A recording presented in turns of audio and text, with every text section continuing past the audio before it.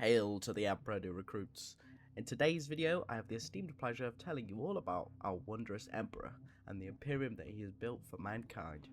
I'm sure you already know a little bit in passing, considering he is probably the most influential character in the entirety of the universe, but today I shall go into a little bit more depth so that you may understand just how glorious he really is.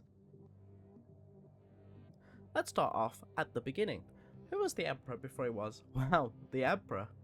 The Emperor is a perpetual, meaning he's immortal, unaging, and can't truly die. He's been alive since prehistoric times, walking amongst humanity for tens of thousands of years under countless identities. We don't know his original name. Some say he was born in Anatolia, which is like modern day Turkey for us. Others say he was shaped by the collective souls of ancient shamans. The point is, mystery surrounds his past, and there's little that we actually know about him.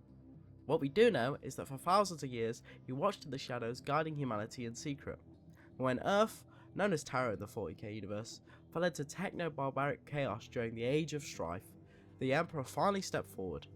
This was the time of the Unification Wars, where he conquered warlords, mutants, and psykers across the planet using an army of terrifying super soldiers called the Thunder Warriors. These guys made Space Marines look like rookies. Once Earth was united, the Emperor launched the Great Crusade, building the Imperium of Man and designing humanity's ultimate defenders, the Primarchs and the Space Marines.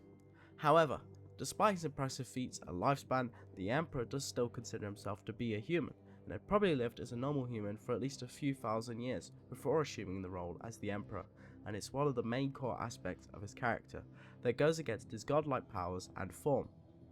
Despite his mysterious life, what we can say for certain about him is that he is the most powerful psyker ever born. You're probably wondering to yourself, what exactly is a psyker? Well, psykers are beings that could use their mind to connect to an important place in the universe, known as the Warp. The Warp is essentially hell, to put it simply. Demons exist there, along with their creators, the Chaos Gods, but we'll talk about that in a future video. For now, all you need to know is that when psykers connect their minds to the Warp, they can draw on the energy stored there, allowing them to perform impossible feats. The way I like to remember this is by thinking in fantasy RPG terms. Psykers are essentially the mages of the universe, even performing bow-like feats like fireballs, opening portals, as well as summoning demons on rare occasions. They do have one glaring weakness, being that, well, they are plugging their minds straight into the depths of hell, and sometimes it backfires, causing them to accidentally harm themselves, become corrupted by the demons turning on their allies, and in extreme cases, having their minds literally blown. Thankfully, our glorious Emperor is seemingly immune to these backlashes of psychic abilities, and could use his absurd connection to the Warp to perform insane miracles such as granting immortality, healing severe wounds, as well as imparting knowledge. He's also stopped time, allowing him to interact with others without them being able to do anything.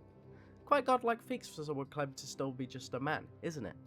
Which is why in the current time, humanity has constructed an entire religion centered around him, named the Imperial Cult. All planets controlled by the Imperium of Man follow this religion and its doctrines. All who don't are looked down upon and will most likely be disposed of or killed by angry mobs unless they change their ways. The only exception to this would be a soldier in a campaign on an enemy world.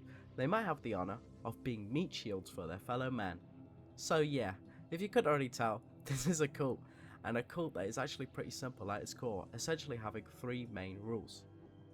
Firstly, humanity is the dominant form of life in the universe, and all of us should be crushed and subjugated. In other words, space racism. If it's not human, don't try and talk and reason with it, just aim your gun and pull the trigger till it stops moving. Secondly, the Emperor is the one true God. He's the one true saviour and lord of mankind.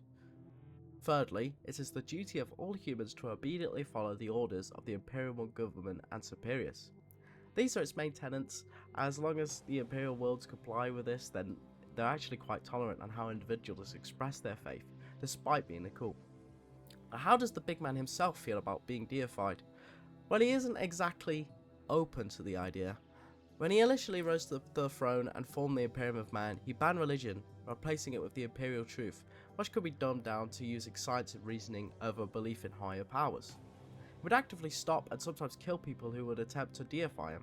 So why is the Imperial cult so widespread?